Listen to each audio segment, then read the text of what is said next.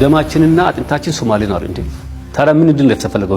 ቬኔዙዌላዊ ነኝ ኡጋንዳዊ ነኝ ምንድን ነው? በአጋጣሚ ትናንትና ከባድ ዝናብ ነበር ዘንቦ የነበረው። ጎርፍ በጎርፍ ሆኖ ነበር ከተማውና አንተ የብልጽግና ሳክሳም አሉኝ መንገድ ላይ አይተውኝና ያ የዘመርክለት ኮሪደር ልማት ይሄ ነው የሚል ነገር ከጠቅላይ ሚኒስትሩ ጋር ላልከው ክቡር አቶ ሙስጠፌ ከዛሬ ጀምሮ የሶማሌ ክልል ፕሬዝዳንት ብቻ ሳይሆኑ የነዚህ 6 ፕሮጀክቶች የቅርብ ጠባቂ ስለሆኑ እያንዳንዱ ሀብት ሳትፈስ ለቁም ነገር እንድትሆን እኛን አምነው የመጡ ባለሀብቶች ደግሞ ትርፋማ እንዲሆኑ ደስተኛ እንዲሆኑ ከኛ ጋር ሞር ኢንቨስት እንዲያደርጉ የእርሶን ኃላፊነት እንዲወጡ በአክብሮት ላሳስበው እወዳለሁ። ህወሓት አዲስ አበባ የሚገባው ሀገር ላይ ያፈርስ ነው ወይ? ህወሓት አዲስ አበባ የሚቆጣጠር ከሆነ ዳግም ኢትዮጵያ ፈርሳለች የሚል ድምዳሜ አለኝ። አሁንም ዛሬ ያኔ አይደለም አሁንም ዛሬ በሶማሌኛ ሌላ በአማርኛ ሌላ ያወራሉ። ለምሳሌ አማራ ክልል ላይ ሄደው የተናገሩትና ናይሮቢ ላይ ሄደው ደግሞ 150 ዓመት ሲገዛን የነበረን አማራ ቀጥቅጠን ጥለናል በምን ዙሪያ ነው የተለያየ አቋም በሶማሌኛና በአማርኛ አንጸባራቅ የሚታየው? አልሸባብንም ካነሱልኝ አይቀር ጎትተው ያስገቡት እሳቸው ናቸው። ማንንም ሰው ከተማ ሄደ የኦብነግ አባል ሙስጠፌ ነበር የሚል ሰው ያየው ከስሙ ጋር ችግር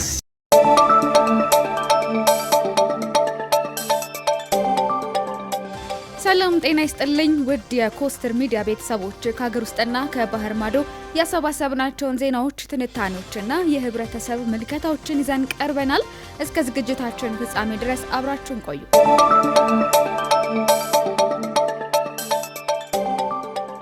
አንደኛ በአማራ ክልል ሄደ የተናገርከው አማራ ህዝብ በተለይ ሁኔታ ጨቋኝ አይደለም ብለህ እንደገና አዳማ ምንድነው ናይሮቢ ደግሞ 150 ዓመት አማራ ይገዛን የተባለው ውሸት ነው። ያንን አንተ ያገኘልኝ 150 ዓመት አማራ የገዛን የሚለው ድምጽ አገኘልኝ። ካገኘ በኋላ አንተና አላልኩም ካልኩ በኋላ አይ ብለሃል የሚለው አካል ነው ኃላፊነት ያለበት። እኔ አይደለሁ። እኔ ተከሳሽ ነኝ። ስለዚህ ተከሳሹ አይደለም ወንጀል ላለመፈጸሙ ማስረጃ ማምጣት ያለበት። የከሰሰው አካል 150 ዓመት የገዛን አማራ ብሏል ብሎ ያምጣ። የለም 150 ዓመት የሚል ቃል ከዛው ስለተወሰደ ከአማራ ጋር የተገናኘበት ሁኔታ ነው ያለው። 150 ዓመት ብያለሁ ያልኩበት ሁኔታ ምንድነው? እዛ መድረክ ላይ ክቡር አምባሳደር ባጫ እንዲሁም በርካታ የመንግስት ኃላፊዎች ባሉበት ነው። ምስጢራዊ ሰው አይደለም። እዛ ያለው ባጭ ሶማሌዎች ብዙ ጥያቄ ይጠይቁ ነበር። ስለዚህ እኛ እንደ ሶማሌ ህዝብ በሞደርን ኢትዮጵያን ሂስትሪ በ150 ዓመታት ስርዓት ውስጥ ተበድለናል። መብታችንን አላገኘንም። አሁን እድል አለ። ይሄን መብታችን ለማግኘት እድል አለ። ምክንያቱም እንደዛ ስርዓቶች የሉም ወርቋል። ስለ ስርዓት ማወራው ስለዚህ ያወራሁበት ቦታ የለም። ካገኘ እንዳልከው እውነትም ሁለት አፍ እየተናገርኩ ነው። ስርዓትን በተመለከተ ግን አሁን የኔ እምነት ነው በ150 ዓመታት ኢትዮጵያን ሞደርን ኢትዮጵያን ታሪክ እንግዲህ በዚህ እኛ የሚኒሊክ ሀረር ኤክስፓንሽን ያጋ የደረሰ ነው እንትን ያለው በዚህ ጊዜ ውስጥ ነው። ከዛ ፊት ያለው ታሪኮች ታውቃለህ፣ የግራኝ ታሪክ ምናምን የተለያየ ታሪክ ነው ያለው። በሞደርን ኢትዮጵያን ሂስትሪ ውስጥ የሶማሌ ህዝብ በነበሩ ስርዓቶች ንጉሳውያን ስርዓትም ይሁን በደርግም ይሁን በኢህአዴግ ዘመንም ይሁን መብቱን አላገኘም፣ ተጨቁኗል። ይሄ ስርዓት ነው። አንዱ ስርዓት የእገሌ ብሔር ነው ብዬ ግን በማንኛውም መጠን ተናግሬ አላውቅም። ይህ መድረክ ጋዜጠኛ ስሜነህ ባይፈርስንና የሶማሌ ክልል ፕሬዝዳንት ሙስጠፋ መሐመድን ያገናኘ ነው። አወዛጋቢና ከባድ ጥያቄዎችን በመጠየቅ የምናውቀው ጋዜጠኛ ስሜነህ ባይፈርስ ለሶማሌ ክልል ፕሬዝዳንት ሙስጠፋ መሐመድ ያቀረባቸው በርካታ ጥያቄዎች አሉ። ከነዚህ መካከል ሁለቱን ልንገራችሁ። አንደኛው የፓርቲያቸው ስብሰባ ለምን አንድ ከተማ ብቻ ይካሄዳል፣ እንደ አዳማ አይነት ለምን በሶማሌ ክልል ከተማ እና በሌሎች ከተሞች አይካሄድም የሚል ጥያቄ አንስቷል። በተጨማሪም ከንቲባ ጽሕፈት ቤታችሁ ከብልሹ አሰራር የጸዳ ነው ወይ የሚል ጥያቄ አንስቶላቸዋል። እንዲሁም በዚህ ቃለ መጠይቅ ውስጥ ስለ መገንጠል የተነሳ ሀሳብ አለ። ዋና ዋና ጥያቄዎችንና መልሶቻቸውን እንመልከት። ይህን ሁሉ የኢትዮጵያ ህዝብ ተመልሶ እንደገና ሊገዛ አይችልም ብለውን ኦልሬዲ ስታብሊሽ አድርገናል። በእንትኑ በውይይቱ ላይ ተደጋግሞ ግን ኦብነግ ያነሳዋል ጉዳዩ። ከፈረሰስ እሺ እናንተ ምንድነው ፕላን ያላችሁ ይላል። እዛ ላይ አሁን የተነሳው ምንድነው ትፈርሳለች አይደለም ባይዘው ቃሉ እዛ ተጠቀመው። እናንተ አዲስ አበባ ከፈረሰችና ህወሓት ከያዘ በጠዋቱ ታመልጣላችሁ ከዚህ ልክ እኛ በክልሉ ተወላጅ እንዳልሆንና ሞመንት የመንግስት ለውጥ አዲስ አበባ ላይ ከመጣ እዚህ ያለው አመራር ጫማውን ይዞ የሚሸሽ አይነት ነገር ነው ኦብነጎች የሚያቀርቡት። እኛን ህዝብ ይፈልጋል። እናንተ የተጫናችሁ በአዲስ አበባ መንግስት ጫና ነው የምንለው። እነሱ ነው መልሱ። አይደለም እንደዛ አይደለም። አዲስ አበባ ያለው መንግስት ፈርሶ አገር ብትበተንም እኛ የዚሁ ክልል ተወላጆች ነን። የትም አንሸሽም። እናንተም ከኛ በተሻለ ደረጃ አድቫንቴጅ አላችሁ። እንታወቃለን። እዛው ቃሉ ግልጽ ተቀምጧል። እንታወቅ የለም ወይ? ለምንድን ነው የፈጠራ ውክልና? እኛ የህዝብ ተወካዮች ነን። ህዝብ ይፈልገናል። እናንተን አይፈልጉም እንዴት ትላላችሁ? ምርጫ ብናካሄድ በዛን ጊዜ አገር ፈርሶ ምርጫ ብናካሄድ እኛ እናሸንፋቸዋለን። ከኢትዮጵያ እንገነጠላለን አይደለም። ስለ ክልሉ ያወራሉ። ስለ ክልሉ ስለዚህ ምርጫ እናካሄዳለን። ኮንቴክስት እሱ ጋር ነው አሁን ወደ ኋላ ሄደህ እንዲደበር እንዲመር ቃሉን በቃሉ ለመተርጎም ነው የፈለኩት። ገብቶኛል። ህወሓት አዲስ አበባ አይቆጣጠርም። ከተቆጣጠረ እና አገር ከፈረሰ ግን እዚህም እኛ አንሻሽም እናንተ አትይዙ። ይሄ ነው ኮንቴክስቱ።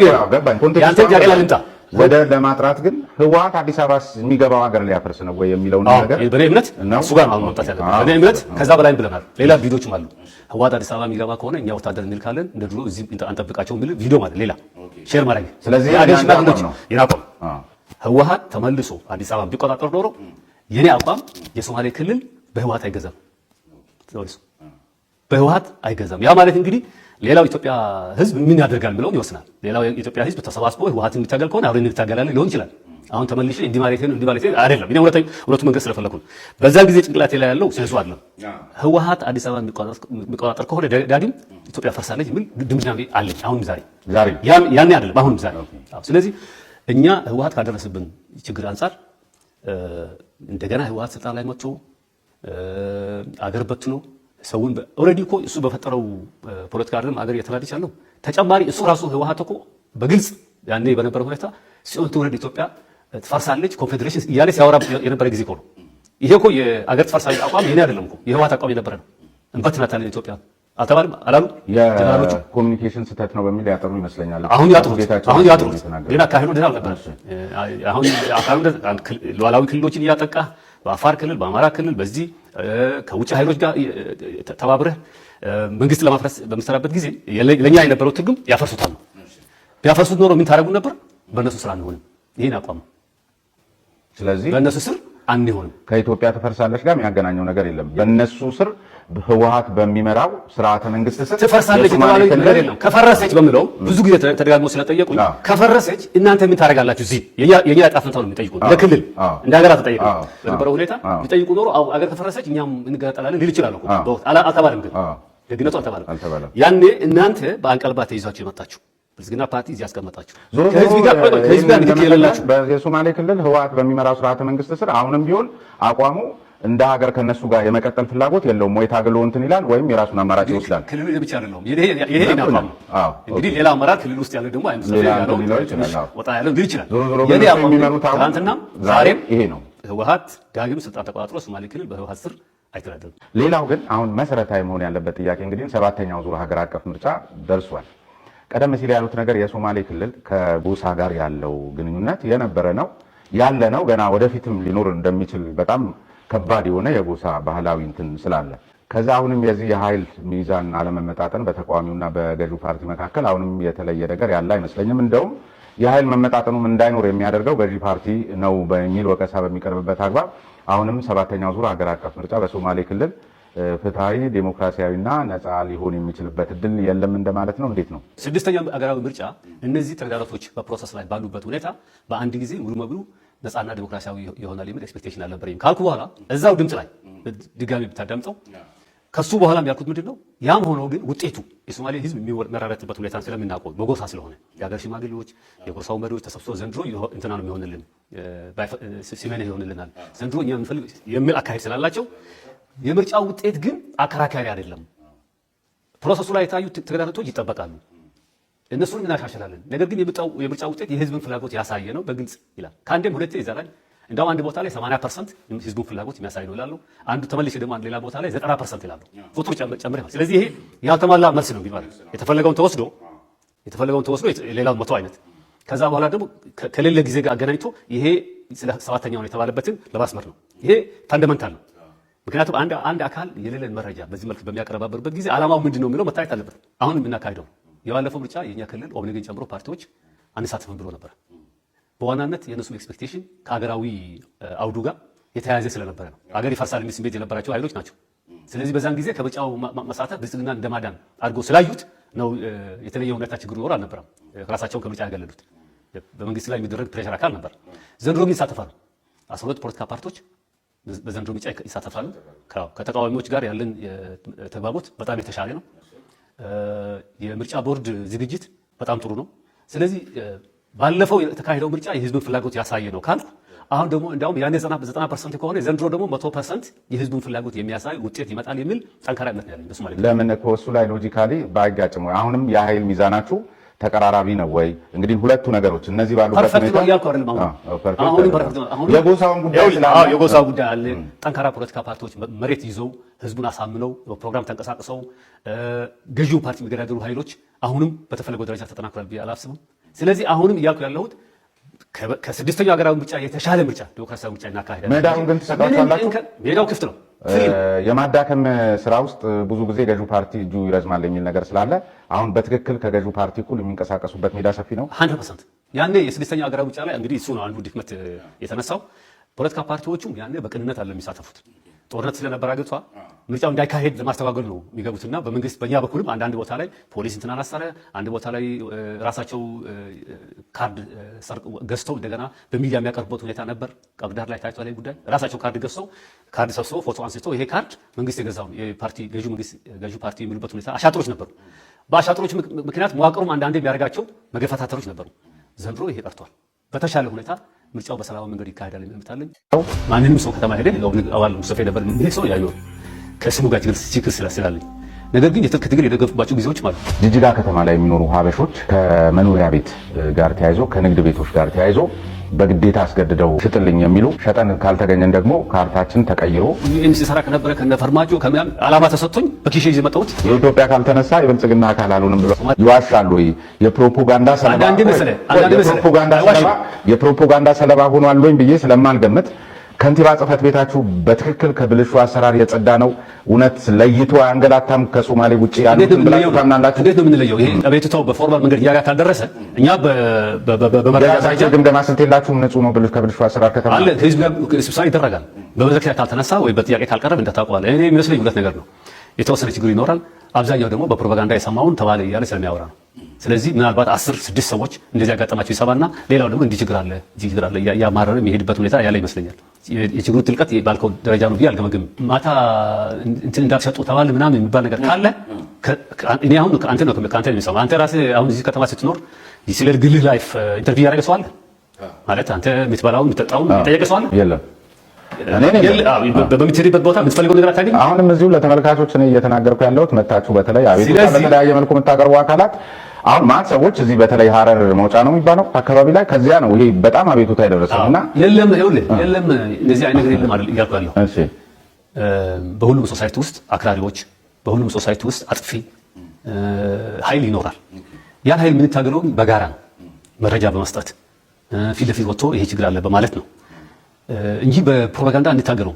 ስለዚህ አሁንም ቢሆን ህጉ ግልጽ ነው። ማንም ሰው የፈለገውን ሃይማኖት ፕራክቲስ ማድረግ የፈለገውን የመሸጥ የፈለገውን የማድረግ ህግ ነው፣ ሰኩላር ህግ ነው። እዚያ ወር የሚቆይ 15 ቀን የሚቆይ እንደና አዳማ የፓርቲ ኮንፈረንስ እዚህ ሲካሄድ ለምንድን ነው የማይካሄደው? አትጠይቁም ወይስ አንድ ቦታ ላይ ብቻ ወይም ደግሞ አንድ አካባቢ ላይ ብቻ ተወስኖ የቀረ የፓርቲው አጠቃላይ እንትኑ አንደኛ ከተማውን መልመድ ስላለበት የሆነ ነገር አላይም እና በዚህ ልክ ነው ተሳትፏችን መብታችን የሚል ነገር አይመስልም። ወቅታችንን በጅጅጋ ላይ ፓርቲ ኮንፈረንስ ከማዘጋጀት ጋር ብቻ የተያዘ አይደለም። በእርግጥ ግን አንድ መገለጫ ነው ብዬ ነው። እሱም ቢሆን ተካሂዷል። የፓርቲ ስራ አስፈጻሚ ስብሰባ እዚህ ክልላችን ተካሂዷል። ታውቃለህ ነው እያልኩ ያለሁት እኔ ከሁለት ቀን የዘለሉ ትልልቅ እንትኖችን ቢዘጋጅ አንደኛ ከተማውንም ተጠቃሚ ከማድረግ አኳያ፣ ሁለተኛ ከማነቃቃት አኳያ ፓርቲውንም በደንብ በሁለት እግሩ እዚህ እንዲቆም እኮ አንፈልግም እኮ አላልኩም። ብዙ ጊዜ ፓርቲው አሁን ስብሰባ ሲያዘጋጅ ካለው መሰረተ ልማት አንጻር ከሆቴሎች አቅርቦት አንጻር ነው የሚያየውና አዳማ ብዙ ጊዜ የሚመረጠው ለፎከስም ነው። አዲስ አበባ አካባቢ ያሉ ሰው እዛው ከተካሄደ ትራንስፖርት እንትኑም መጉላላትም ስለሚፈጠር ብዙ ጊዜ በርከት ያለ ሰው በመኖርበት ጊዜ አዳማ ነው የሚካሄደው። ከአዳማ ስብሰባ በኋላ ግን በየክልል ከተሞች ይካሄዳል፣ ይዘጋጃል። አንዳንዴ በክልላችን ብቻ ተወስኖ ሌላ ጊዜ ደግሞ በህብረ ብሔራዊ ሆኖ የሚካሄድበት ኮንፈረንሶች ይካሄዳሉ። ተካሂዷል። በርካታ አመራሮች እዚህ መጥተው አሰልጥኗል። ከሌላ አካባቢ ልብ ብለህ ካላየህ ነው ሞር የሆቴል ፋሲሊቲው የሸቤሌ ሪዞርት እየጨመረ ሲሄድ ደግሞ እንዳልከው የአዳማን የሚያክል አቅም ሲኖርን ደግሞ እዚህ መጥቶ እንዲካሄድም እንፈልጋለን። ክልሉ የመገንጠል ፍላጎት አለው የሚሉ አካላት ትናንት ክልሉን ይገነጠላሉ እያሉ የእኛን ህዝብ ሲገሉ የነበሩ ሰዎች ናቸው። አሜሪካችንን ተገንጣይ ናቸው እየተባለ የምንገደልበት ሁኔታ ሊኖር አይችልም። ህዝባችን ዛሬ ኢኮኖሚክ ኢንቴግሬሽን እየፈጠረ ነው። አዲስ አበባ አካባቢ ከ700 የቤስት ግብር ከፋዮች ውስጥ ቢያንስ ወደ 10% አካባቢ ሶማሌ የሆነበት ጊዜ አምና ብቻ ነው የታየው። ሰው ወደ ኢኮኖሚ እየገባን ነው። ወደ ፖለቲካው ኢንቴግሬት እያደረግን ያለ ነው። ወደ ሴኩሪቲ ሴክተሩ አካባቢ መግባት ሁኔታዎችን ሰሞኑን ራሱ ወደ ፓይለት መግባት የሚፈልጉ ወጣቶችን የመለመል የቆየ ነው። ኢንተረስቱ አሁን ዳር ሆኖ ማክረፍና ተጨቁኛለሁ እንዲሆኛለ ሳይሆን መሀል ገብቶ መብትን ማስከበር የሚል አቋም ያዝ ነው። የመገንጠል ፍላጎት ቢኖር በጣም ሰነፍ ተገንጣዮች ነን ማለት ነው። ምክንያቱም ህዝባችን ሰላም እንዲያስከብር ድንበር ኃይላችን እንዲጠብቅ ብሔሮች እንዲቻቻሉ የሃይማኖት መቻቻል አይደለም ተገንጣይ የሚሰራው። ተገንጣይ ነገሮች እንዲጦዙና ሰው እንዲጋደል የሚሰራው እየሰራ ያለው አገር የማረጋጋት ስራ ነው። በምስራቁ አገራችን ክፍል በሰራ ነው ስራ ነው የአገር ሰላም እና ደህንነት የተጠበቀው የሚል እምነት አለ። ትልቁ ቀጠና የሀገራችን ቦርደር የምስራቁ አካባቢ ነው ከኬንያ እስከ ጅቡቲ እና በዚህ ዙሪያ በተሰራው ስራ ነው የሀገራችን ደህንነት የተጠበቀ ያለው የሚል እምነት አለ። ኮንትሪቢዩት ያደርጋል እምነት አለ። ተገንጣይ እንደዛ አይሰራም። ገንጠል የክልሉ ስያሜና ባንዲራ ከመገንጠል ጋር የሚያገናኙ ነገር የለም። ፎር ዛት ማተር የክልሉ ባንዲራን ወደ ኢትዮጵያዊነት መልሻለሁ፣ ሰማያውያን አንስቻለሁ፣ የክልሉን ስያሜ ኢትዮጵያ ሶማሌ አድርጌያለሁ ያለው እኮ ነው ቀሳውስት ሲያርድና ፓርላማ ሰብስቦ ይገነጠላል ምስሉ የተገኘው አካል አልነበረም? ሐምሌ 28 እዚህ ከተማ ላይ ምንድን ነው የተፈጠረው? ስለዚህ በባንዲራ ምልክትና በስያሜ አይደለም አገር አንድ አመራር ተገንጣይ ነው አይደለም ነው ነገር። ተገንጣይነት የሚሰሩ አካላትን የማይወቅሱ ሰዎች ናቸው እኛን የሚወቅሱት። ተገንጣይ በታሪክም አገር ሲያስገነጥሉ የሚታወቁ ኃይሎችን የሚደግፍ አካል ነው። እንዲያውም የኢትዮጵያ ሕዝብ ጠግቦ ነው ዝም ብሎ ህወሓት ኢህአዴግን ያወረደው። የብዙ ዘገባቸው እንድምታ የኢትዮጵያ ሕዝብ ምንም ሳይቸግረው ሰላም ሆኖ ምንም ጠዋት ተነስቶ ብቻ ኢህአዴግ አልፈልግም ያለው ምንም ጭቆና ሳይኖር ነው። ኢኮኖሚ ጥሩ ሆኖ ሰላም ጥሩ ሆኖ ጸጥታው ጥሩ ሆኖ እያለ ተነስቶ ችግሩ ገባ የሚል ድምዳሜ እንድምታ ያላቸው መረጃዎችን የሚያስተላልፉ ኃይሎች ናቸው። ዛሬ የሶማሌ ክልል ሊገነጥል ነው የሚል ሰዎች ዛሬ ኦብነግ እንዴት ነው አቋሙ በክልላችን? እንግዲህ እነዚህ ተገንጣይነትና አሸባሪነት ከተባሉ አሸባሪ አልሸባብ ነው። አልሸባብ በክልላችን ያለው ሁኔታ ምንድን ነው ያለው ሁኔታ አለ። አንድ ፍንዳታ ተካሂዷል። እስከ አዲስ አበባ ጊዮር ሆቴል ሲፈነዳ አልነበረም በኢህአዴግ ጊዜ? አሁን ብቻ ነው የአገር ደህንነት የተጣሰው? ለምሳሌ እንዴት ገባ? ገብቶ ሲዋጋ አልነበረም እንደ ውስጥ በአቢሌ ጊዜ ይዋጋል። ከዛ በፊት በሄሊኮፕተር ጭምር ውጊያ ሲካሄድ አልነበረም እንደ ክልላችን? ኢትሃድ የሚባል ድርጅት ታስታውሱ? እስከ ድሬዳዋ እስከ ራስ ሆቴል እስከ ምንድነው ጊዮን ሆቴል የሚፈነዱበት ሁኔታ ጠንካራ መንግስት አለ በተባለ ጊዜ ይሄ ሲፈጠር አልነበረም? ሶ የሴኩሪቲ ችግር ያጋጥማል። ሪስፖንሱ ነው ዋናው። ቦርደር ላይ በገጠመን በጣም ደግሞ ኮርዲኔት በሆነ ሁኔታ ሁለተኛው ዙር የህወሓት ወረራ በተፈጠረ በሁለተኛው ቀን ነው በዚህ ውጊያ የተከፈተው። በአስር ቀን ውስጥ ከመከላከያ ሰራዊት ጋር ሆነን ከፌደራል ኃይሎች ጋር አብረን ሆነን ያንን ጸጥ አድርገን እስካሁን ሰላም ነው ያለው። ህወሓት በሚመራው ስርዓተ መንግስት ስር የሚል አቋሞት ዛሬም እንደተጠበቀ እንደመሆኑ መጠን ከበስተጀርባው አለበት ህወሓት ብለው ያስባሉ ወይስ ማን አለበት ብለው ያስባሉ? ክልሉ ላይ 7 ዓመትም ሲዘመት ነው የቆየው። በክልሉ ብቻ ነው የተዘመተበት። ብልጽግና አመራር ያልተነካ ያልተጠቃ ያልተባለ ክልል የለም። የእኛን ግን የተለየ ሁኔታ የሚያደርገው ስለምናውቅ ነው። መረጃ ከየት እንደሚሄድ እናውቃለን። በዚህ የዚህ አካል የሆኑ የሶማሌ ልጆች አሉ። በዋናነት ይሄን የሚያቀነባብሩት ጌታቸው አሰፋ የሚመሩት የህወሓት የሚዲያ ቲም ነው። ቦስተን ያሉ ልጆች ናቸው። ይታወቃል ማን ነው ይሄን መረጃ ለማን የላከው የሚባለው እና ይሄም ያካሄደው እኛ እንግዲህ የህወሓት መቀሌ ላይ ተሰብስቦ ስለኛ መኩራልና አይደለም እያልን ያለ ነው። ነገር ግን ይሄ የህወሓት የሚዲያ ኮር የነበሩት ትግራይ ኦንላይን፣ አይጋ ፎረም ምናምን የሚባሉት እየተሳተፉ ነው ያሉት። በዚህ ዲስኢንፎርሜሽን ካምፔን ላይ እየተሳተፉ እንደሆነ እርግጠኛ ነኝ። የቀድሞ የክልሉ አመራርም ከቅርብ ጊዜ ወዲህ መሳተፍ ጀምሯል በከፍተኛ ደረጃ። በአይዲዮሎጂ መለያየት አለ፣ ገንዘብ አለ፣ እንዲሁ ጥላቻና ይህን ፓርት ደግሞ ችግር አለ ሶማሌ ክልል ለማለት አለ። በእነዚህ ምክንያቶች ነው ይሄ የተቀነባበረ ያለው። እርግጠኞች ነን ስለምናውቅ ነው። እሺ፣ ሌላው እነዚህ ኬት የሚነሳ ኬት እንግዲህ በተለያየ መልኩ የሚነሳቦት በሶማሌኛ ሌላ በአማርኛ ሌላ ያወራሉ። ለምሳሌ አማራ ክልል ላይ ሄደው የተናገሩትና ናይሮቢ ላይ ሄደው ደግሞ 150 ዓመት ሲገዛን የነበረን አማራ ቀጥቅጠን ጥለነዋል በሚል በሌላ መልኩ ስለ ልማትና